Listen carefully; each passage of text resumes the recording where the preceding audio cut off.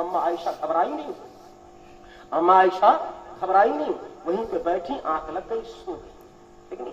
क्यों? इसलिए कि सरकार का ये तरीका था कि जब काफिला रवाना हो जाता तो सरकार किसी सहाबी को मुतय्यन फरमा देते कि सुबह में फजर के बाद वहां पर उस जगह का मुकम्मल जायजा ले, उसके बाद फिर वो पीछे से आवे, ताकि कोई बच्चा, कोई औरत या कोई साजो सामान में से छूटने ना पाए।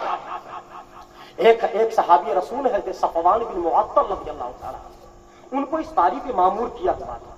जब सुबह का वक्त हुआ, सफवान बिन मुअत्तल गए, देखा कि वहां पर एक खातून लेटी हुई है, और जब थोड़ा और करीब गए तो देखा कि ये तो कोई और नहीं, उम्मुल मोमिनीन सरकार की शरीके हयात है। आप आवाज लगावे तो कैसे? वहां पर आप छू नहीं सकते थे, आवाज लगा नहीं सकते थे, है कि नहीं है? तो उस वक्त आपने बुलंद आवाज से पढ़ा, इन्ना लिल्लाहि व इन्ना इलैहि राजिऊन। जब उन्होंने बुलंद आवाज से पढ़ा तो अम्मा आयशा की नींद खुल गई। जब नींद खुल गई तो अपने आप को चादर में आपने लपेटा और लपेट करके बैठ गई। हजरत सफवान बिन मुअत्तल ने क्या किया, सवारी आप लेकर आए और उस सवारी के आपसे कहा कि इस पर बैठ जाइए।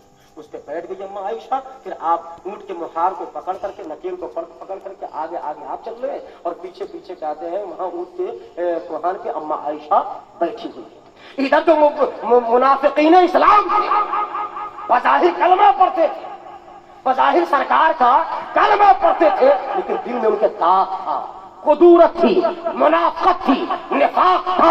वो मौका की तलाश में रहा करते थे कि कब मोहम्मद के बारे में कुछ ऐसी बातें मिल जाए कि हम उसे मदीने में उड़ा सके। उन्हें मौका मिल गया, बड़ा मौका हाथ आया, है कि नहीं? कहा ये आयशा, ये काफिला कब रवाना हो गया, ये आयशा तक क्या पीछे कर रही थी, ये आयशा पीछे क्या कर रही थी, और साथ में ये मर्द क्या कर रहा था। माज़अल्लाह, एक घिनौना इल्जाम अम्मा आयशा पे रखा गया था। अम्मा आयशा को इस चीज का एहसास नहीं है। अल्लाह अकबर। अब काफिला पहुंचा कहा, मदीना। एक महीने अम्मा आयशा बीमार रही, नहीं फुलागर हो गई, बिस्तर से उठ नहीं पाई। एक महीने के बाद जब एक शाम क़ज़ाए हाजत के लिए तशरीफ ले जा रही थी तो हजरत उम्मे मुसत्तह रज़ियल्लाहु ताला अन्हा, जो सहाबिया, बूढ़ी सहाबिया थी, वो भी साथ में जा रही थी। एक जगह जब पहुंची तो आपको, यानी उम्मे मुसत्तह को ठेस लगी। जब ठेस लगी तो आप गिरी, जब गिरी तो अपने बेटे को गाली देने लगी। अम्मा आयशा ने पूछा कि अपने बेटे को बुरा भला तुम क्यों कर रही हो? तो कहा कि आपको नहीं मालूम कि मेरा बेटा कैसा, मेरे बेटे का किरदार कैसा। मेरा बेटा पूरे मदीने में घूम घूम करके आपके हवाले से ऐसी बदकिरदारियां फैला रहा है, और आप नहीं समझती, आप नहीं जानती कि आपके हवाले से मदीने में क्या क्या बातें हो रही। माज़अल्लाह, पूरे मदीने में आग लगी हुई है आपके किरदार के हवाले से, आपके कैरेक्टर के हवाले से, नबी की बीवी के हवाले से। इतना सुना, अम्मा आयशा के पांव के तले से जमीन निकल गई। हम हैं, हमारे हवाले से, आपके हवाले से अगर कोई इस तरह की बात हो तो आपका आलम क्या होगा। और वो कोई मामूली तो खातून नहीं थी, सुभान अल्लाह, तमाम मोमिनों की माँ है और नबी की शरीके हयात है। जरा मचल के बोलो ना सुभान अल्लाह। अम्मा आयशा जब घर आई, आने के बाद हुजूर को सलाम किया तो हुजूर ने सलाम का जवाब तो दिया, लेकिन चेहरा उधर फेरा हुआ है। अम्मा आयशा ने सोचा क्या मामला, सरकार भी उससे चेहरा फेरेंगे, सरकार भी हालात बदले बदले। चूंकि आप तो बीमार थी, आपको तो कुछ खबर नहीं थी कि मदीने में क्या पक रहा है, मदीने की गली में क्या बातें पक रही हैं, आपको मालूम नहीं था। जब उम्मे मुसत्तह ने आपको बताया तब जाकर के आपको खबर हुई, है कि नहीं? उसके बाद अम्मा आयशा का दिल घबरा रहा है। हुजूर से आपने कहा कि मैं अपने मैके चली जाऊँ। सरकार ने कहा चलो ठीक है, चली जाओ। जब अम्मा आयशा जब घर आई, अपने मैके आई, घर ये बहुत दूर तो नहीं, है कि नहीं? मदीने ही में हजरत अबू बकर सिद्दीक का घर था। गई, दरवाजे पर दस्तक दिया तो दरवाजा खुला, और दरवाजा खोलने वाली कोई और नहीं, आपकी वालिदा माजिदा। आपकी वालिदा माजिदा ने दरवाजा खोला, आपने सलाम किया, उन्होंने सलाम का जवाब दिया, लेकिन देख रही है कि वो धारे मार मार कर रो रही है, आंखें सूज गई हैं, रो रो कर बुरा हाल है। देखा माँ भी रो रही है। कहा चलो अब्बा जान तो कम से कम हमें सहारा देंगे, दिलासा देंगे। वो बाप को जिसने जिंदगी में कहते अपनी बेटी को वो प्यार दिया है माँ आयशा को, जो हम बयान नहीं कर सकते। जब करीब करीब गई तो देखा कि सरकार अब अबू बकर सिद्दीक चारपाई पे बैठे हुए हैं और कुरान शरीफ की तिलावत कर रहे हैं। उंगलियां कुरान की आयतों पे चल रही है, लेकिन आंखों से आंसू टप टप टप टप टप टप टप टप गिर रहे हैं और आंखें रो रो कर सुर्ख हो चुकी हैं। आप गई, वालिदा को सलाम किए, वालिद माजिद को सलाम किया, वालिद माजिद ने सलाम का जवाब दिया, लेकिन उसके बाद कोई आपने कहते रिस्पॉन्स नहीं दिया। आपने सोचा कि जिसपे हमें मान था वही लोग छोड़ेंगे। अम्मा आयशा का दिल करची करची हो रहा है। دل گھبرا رہا ہے کہ ایسے حالات میں میں کیا کروں، میں کہاں جاؤں، ان حالات میں میرا کون سا سہارا بنے گا؟ اما عائشہ کہتی ہے کہ میرے دل میں خیال آیا کہ میں کہاں جاؤں۔ آپ فرماتی کہ میں کونے میں گئی، میں وضو کیا، مصلی پہ گئی، میں کہا کہاں جاؤں، میں رب کی بارگاہ کے علاوہ میرے پاس کون سی بارگاہ ہے؟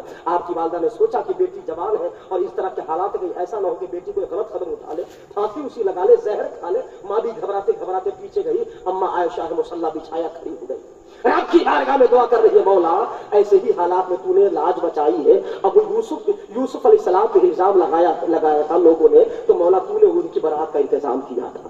یوسف علیہ السلام پہ زلیخا نے جب الزام لگایا، مصر کی عورتوں نے الزام لگایا، تو اللہ تعالیٰ نے 4 ماہ کے بچے کو قوت گویائی عطا فرمائی۔ 4 ماہ کے بچے نے کہا تھا کہ یوسف کا دامن داغدار نہیں ہے، یوسف نبی ہے، اور جو نبی ہوتا ہے اس کی اگلی زندگی بھی گناہوں سے پاک ہوتی ہے، بعد والی زندگی بھی گناہوں سے پاک ہوتی ہے۔ جو نبی ہوتا ہے خود بھی گناہوں سے پاک ہوتا ہے، اس پہ نگاہ ڈال دیتا ہے، اللہ تعالیٰ اس کے وجود کو بھی پاک کرتا ہے۔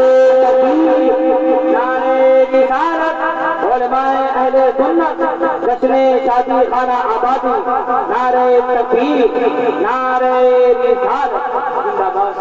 اما عائشہ کہتی ہے مولا آج میں کچھ نہیں کہوں گی، آج میں وہی کہوں گی جو مریم نے کہا تھا، آج میں وہی کہوں گی جو یوسف علیہ السلام کے باپ نے کہا تھا۔ مولا جب مریم کی عزت پہ آنچ آئی تھی تو تو نے بچایا تھا، یوسف کی عزت پہ آنچ آئی تھی تو تو نے بچایا تھا۔ مولا آج میں بھی وہی کہوں گی، قرآن کہتا ہے انما اشکو بثی و حزنی الی اللہ۔ مولا جس طرح یوسف علیہ السلام نے اپنے سارے معاملات کو، مریم نے اپنے سارے امور کو تیری بارگاہ کی طرف پھیر دیا تھا، مولا تیری بندی تیرے نبی کی بیوی بھی اپنے سارے معاملات حالات کو، اپنے غم کو، اپنے دکھ کو، اپنے درد کو تیری بارگاہ میں حوالے کرتی ہے۔ مولا تو چاہے تو نبی کی بیوی کو بچا لے، اور مولا تو چاہے وہ تیری وسیلت ہو، لیکن رب تو دیکھ رہا ہے میرا محبوب پاک ہے، میں بھی اس کی ساری آل و اولاد پاک ہے۔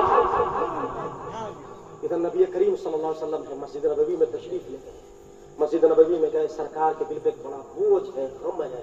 ابو بکر صدیق تو نہیں ہے چونکہ گھر پہ ہے، تو وہ خود ان کے گھر کے بھی حالات، ان کی بیٹی ہے، ان کی شریک حیا ہے، دونوں طرف معاملہ ہے۔ عمر بن خطاب ہے، حضرت عثمان غنی ہے، حضرت مولا علی ہے، دیگر بڑے بڑے صحابہ کرام ہیں۔ حضور نے سوچا کہ صحابہ سے کچھ مشورہ اس حوالے سے کرو، ہے کہ نہیں؟ کیونکہ نبی کی زندگی پہ داغ لگ رہا تھا، نبی کی زندگی پہ بھی داغ لگ رہا ہے۔ سرکار نے عمر بن خطاب سے کہا کہ عمر میں ان حالات میں کیا کروں؟ تو حضرت عمر بن خطاب رضی اللہ تعالیٰ نے کہا کہ سرکار اللہ نے آپ کو کتنا ستھرا بنایا ہے کہ آپ کے بدن پہ کبھی مکھی نہیں بیٹھتی ہے، ذرا مچل کے بولو نا سبحان اللہ۔ سرکار یہ مکھی آپ کے بدن پہ کیوں نہیں بیٹھتی ہے؟ اس لیے کہ اللہ کو یہ گوارا نہیں ہے کہ جو مکھی یہاں وہاں بیٹھا کرتی ہے وہ مکھی سرکار کے جسم نازنین پہ بیٹھ جائے۔ تو سرکار نے آپ کے جسم کو ایک مکھی سے بھی محفوظ رکھا ہے کہ تاکہ کسی طرح کی مکھی نجاست تو نہیں اس کے اندر ہے، لیکن یہاں وہاں بیٹھ جاتے، رب کو یہ بھی نہ گوارا ہوا کہ جو مکھی یہاں وہاں بیٹھ جائے وہ سرکار کے جسم پہ بیٹھے۔ تو سرکار رب کو کیسے گوارا ہوگا کہ آپ کی بیوی ایسے حالات سے گزرے کہ جو حالات یہ عام انسان کے لیے روا نہیں ہوتے ہیں، وہ نبی کی بیوی ایسا کرے۔ سرکار مجھے تو اس بات پہ یقین کی کیا بات کرتے ہیں سرکار، ہمارا تصور بھی نہیں جا سکتا، ہمارا خیال بھی نہیں جا سکتا ہے کہ منافقین کہہ رہے ہیں کہنے دیں، لیکن سرکار آپ گھبرائیں، حضور کا کچھ غم ہلکا، حضور کا کچھ غم، اسی لیے کہا جاتا ہے نا کہ جب غم کے حالات ہوں تو بانٹا کریں اسے، لیکن گھبرایا نہ کریں۔ عثمان غنی سے کہا کہ غنی عثمان ذوالنورین تم بتاؤ کہ تم کیا کہتے ہو؟ کہا سرکار آپ کو اللہ تعالیٰ نے ایسا بنایا کہ اللہ نے آپ کے جسم نازنین کا سایہ بھی نہیں رکھا۔ سرکار سایہ کیوں نہیں رکھا؟ ہم سے زیادہ بہتر آپ جانتے ہیں کہ تاکہ حضور کے جسم نازنین کے سائے پہ کسی کا قدم نہ پڑنے پائے۔ رب کو یہ بھی گوارا نہیں کہ سرکار کے جسم ناظرین کے سائے پہ کسی کا قدم پڑے، تو مولا یا رسول اللہ پھر رب کو یہ کیسے گوارا ہوگا کہ نبی کی بیوی کے ہاتھوں پہ کوئی داغ آ رہا ہے؟ مولا کہنے والے کہتے رہے لیکن تیرا نبی پاک ہے، تیرے نبی کی آل و اولاد پاک ہے۔ سرکار کا کچھ غم اور ہلکا ہوا۔ علی سے کہا علی تم اس کے بارے میں کیا کہتے ہیں؟ کہا سرکار ایک مرتبہ آپ کے نالین میں جوتی میں تھوڑی سی نجاست لگ گئی، آپ نے چاہا کہ ہم اسے پہنے، جبریل امین کو رب نے فرمایا کہ جبریل جاؤ اور محبوب سے کہو کہ سرکار یہ نالین یہ جوتی ابھی آپ نہ پہنے۔ سرکار کو روک دیا گیا. کہا سرکار جس رب کو اتنا بھی گوارا نہیں کہ آپ کے نالین میں جوتی میں اتنی سی نجاست بھی لگ پائے, وہ رب تعالیٰ کیسے گوارا فرمائے گا کہ آپ کی شریک حیات کے ساتھ ایسے معاملات ہو. جب حضور نے جب سنا نا تو حضور کا غم ہلکا ہوا, حضور کا غم ہلکا ہوا. لیکن حضور ہے کہ آنکھوں سے آنسو جانے تن کے کھڑے ہو گئے مولا نے اور کہا سرکار اگر اس طرح کے حالات ہیں اور آپ کا اگر دل مطمئن نہیں ہے تو سرکار آپ کے لیے کیا ہے, نبی ہے, آپ جو چاہے رب تعالیٰ فرما ہے کہ نہیں. اگر ایسا ہے تو آپ عائشہ کو طلاق دے دیں, دوسری عورت سے آپ شادی فرما لیں. عائشہ کو طلاق دے دیں اور دوسری عورت سے آپ شادی فرما لیں. اتنا سنا نا کہ حضرت عمر بن خطاب نے تلوار نکال لی اور کہا یا رسول اللہ مجھے بتایا جائے کہ مدینے کا کون سا منافق ہے کہ آپ کے حوالے سے ایسی باتیں کر رہی ہے. آپ فیصلہ ہو کر رہے گا, یا تو عمر کی تلوار فیصلہ کرے گی یا اس کی گردنیں ہوگی. اتنا سنا میرے سرکار کھڑے ہو گئے ہیں اور کہا عمر آپ تو نے اپنے نبی کے غم کو ہلکا کر دیا ہے. آپ دنیا کچھ بھی کہے لیکن محمد کا دل مطمئن ہے. اللہ جو چاہے گا انشاءاللہ بہترین فیصلہ فرما دے گا. اس کے بعد میرے سرکار اٹھے اور میرے سرکار دیکھے کہ کہتے ہیں عائشہ اپنے باپ کے گھر گئی ہیں تو دل جوئی کے لیے سرکار اپنے کہتے ہیں سسرال حضرت ابوبکر صدیق کے گھر پہ اما عائشہ کے میکے تشریف لے. دروازہ کھولا, دروازے پہ دستک ہوئی تو حضرت ابوبکر صدیق کھڑے ہو گئے. آپ کے دستے مبارک کو بوسہ دیا, چارپائی پہ جا کر سرکار کو بٹھایا. سرکار بیٹھے نا تو اما عائشہ کہتی کہ جب سرکار آئے نا تو میرے دل میں خیال آیا کہ میں جاؤں اور جانے کے بعد سرکار کے قدموں سے میں اتر جاؤں. تو اما عائشہ کہتی نہیں. پھر میں نے سوچا کہ اس وقت میں نہیں جاؤں گی کیونکہ میں کہیں اور نہیں, میں رب کی بارگاہ میں چھپی ہوئی ہوں. ذرا مچل کے بولے نا سبحان اللہ. سرکار نے کہا کہ میری حمیرہ کہاں ہے. سرکار اما عائشہ کو پیار سے حمیرہ کہا کرتے, میری حمیرہ کہاں. حمیرہ جو ہے یہ اس میں تفضیل کا صیغہ ہے کہ نہیں, یعنی بہت زیادہ سرخی والی, یعنی جس کا رنگت بالکل صاف ہو, سرخی مائل ہو. یہ الحمروں سے, الحمر کا معنی سرخی. اما عائشہ اتنی خوبصورت تھی کہ سرکار پیار سے آپ کو حمیرہ کہہ کر کے بلاتے تھے. سبحان اللہ. ذرا مچل کے بولے نا سبحان اللہ. تو کہا کہ میری حمیرہ کہاں. جب سرکار اتنا کہا نا تو اس کے بعد اما عائشہ نے سلام پھیرا اور سلام پھیر کر کے آ کر کے چارپائی پہ بیٹھ گئی.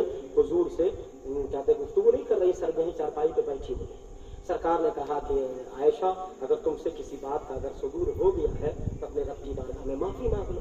اما عائشہ کہتے کہ اب تک تو ہمارا دل لیکن بندھن ٹوٹا نہیں تھا, لیکن جب سرکار نے جملہ کہا نا تو میرے دل کا بندھن ٹوٹ گیا کہ دنیا تو کہتی رہے لیکن سرکار آپ ایسا سوچ رہے ہیں, آپ ایسا سوچ رہے ہیں. کہتے اس وقت میں جب پھوٹ کے روئی نا تو میرا سارا غم باہر نکل گیا ہے کہ نہیں. رب کی بارگاہ میں کہا مولا آج تو فیصلہ فرما دے, تیری حمیرہ کی عزت کا سوال ہے.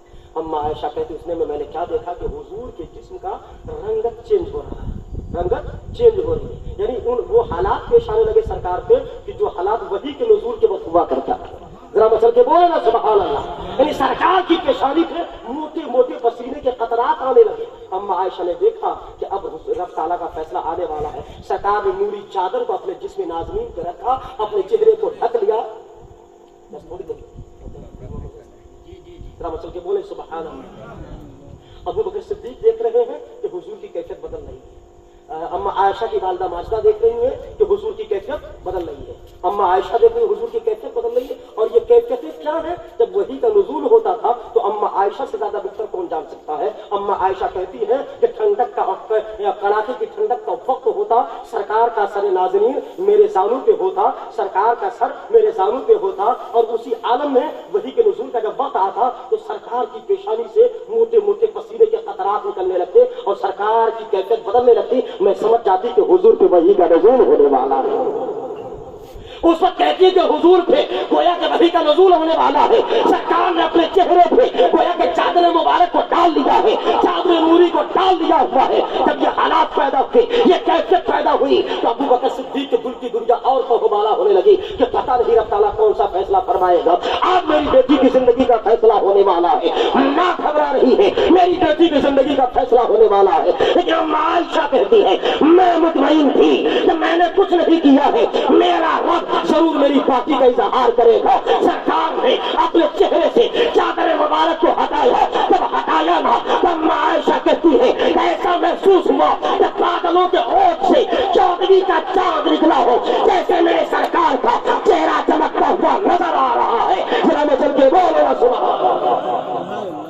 اس کے بعد جب مصطفیٰ پہ وحی کا نزول ہوا ہے میرے سرکار نے اس آیت کی تلاوت کیا ہے الخبیثات للخبیثین والطیبات للطیبین.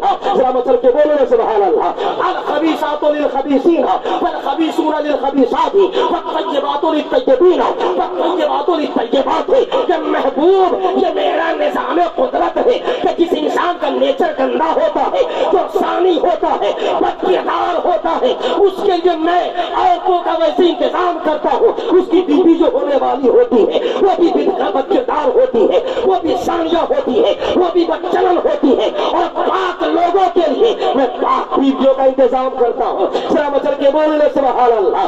اگر کوئی انسان اگر وہ پاک و صاف ہے پاک کردار ہے زنا کے قریب نہیں گیا گندگی کے قریب نہیں گیا تو اللہ تعالیٰ اس کے لیے ایسی ہی بیوی کا انتظام کیا. اور محبوب آپ تو پاکوں کے سردار ہے. ذرا مچل کے بولو نا سبحان اللہ. آپ متقیوں کے پردے سے سردار ہے آپ تو صدیقین کے سردار ہیں آپ نبیوں کے سردار ہیں جن کا عالم یہ ہے کہ جن کا ظاہر بھی پاک ہے باطن بھی پاک ہے اگلی زندگی بھی پاک ہے بعد والی زندگی بھی پاک ہے. محبوب آپ بھی پاک آپ کی آل و اولاد بھی پاک اہل بیت بھی پاک. مدینہ نہیں بلکہ یہاں بریلی کے تاجدار نے اسی کے لیے تو کہا تھا تیری نسل پاک میں ہے بچہ بچہ نور تھا تو ہے نور تیرا سب گھرانا نور. نعرے تکبیر نعرے رسالت علماء اہل سنت مسلک اعلیٰ حضرت فیضان اعلیٰ حضرت جشن شادی خانہ آبادی حضرت علامہ حامد رضا مصباحی. نعرے تکبیر نعرے رسالت. سورہ نور کی 18 آیتیں. کتنی آیتیں؟ 18 آیتیں. اما عائشہ کی پاکی پر صرف نازل ہوئی ہے. کتنی آیتیں؟ 18 آیتیں سورہ نور کی اما عائشہ کی پاکی پر نازل ہوئی. یوسف وہ آپ کا معاملہ ہوگا نہیں کہ 4 مہینے کے بچے نے گواہی دی تھی آپ کے پاکی کی. مریم وہ آپ کا معاملہ ہوگا کہ آپ کے بیٹے نبی اللہ کے نبی نے آپ کی پاکی کی گواہی دی تھی. لیکن آج سید الانبیاء کے گھر کا معاملہ ہے. ذرا مچل کے بولو نا سبحان اللہ. آج حرم پاک مصطفیٰ کا معاملہ ہے مصطفیٰ کی شریک حیات کا معاملہ ہے. آج کوئی بچہ گواہی نہیں دے گا آج کوئی نبی گواہی نہیں دے گا. آج محبوب رب کی قدرت آپ کے حرم پاک کی برات کا اظہار کرے گی. قرآن بولتا ہے میرا رب بولتا ہے محبوب آپ پاک ہیں آپ کی تمام بیویاں پاک ہیں.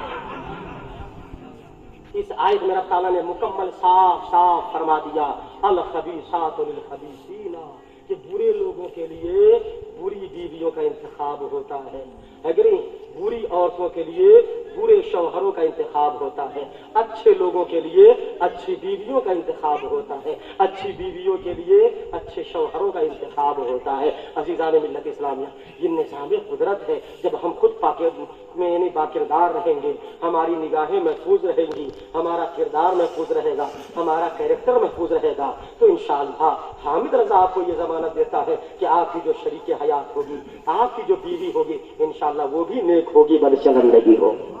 کیونکہ حامد رضا بھی کہتا ہے میرے رب کا قرآن کہتا ہے میرے رب کا قرآن کہتا ہے کہ پاک لوگوں کے لیے رب نے پاک بیویوں کا انتظام فرمایا ہے اور برے لوگوں کے لیے اللہ نے اسی طرح کی عورتوں کا انتظام فرمایا ہے. ہم کہتے ہیں آپ اپنے آپ کو پہلے دیکھیں آپ اگر اچھے ہیں تو آپ کے گھر کی عورتیں بھی اچھی رہیں گی انشاءاللہ.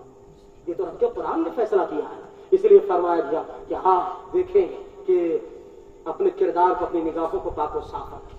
بس آخری بات اخبار الاخیار شاید یہ علامہ شیخ عبدالحق محدث دہلوی کی بڑی بہترین کتاب ہے جس میں بزرگوں کا تذکرہ ہے. اخبار الاخیار یہ فارسی میں جس کا ترجمہ اردو میں بھی ملتا ہے.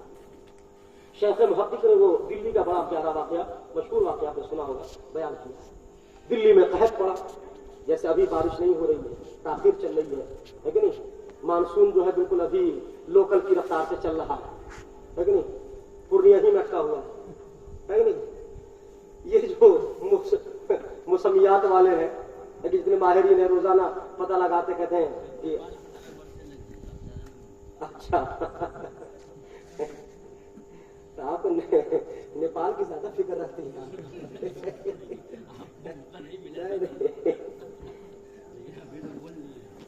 انڈیا کی فکر زیادہ کیجیے.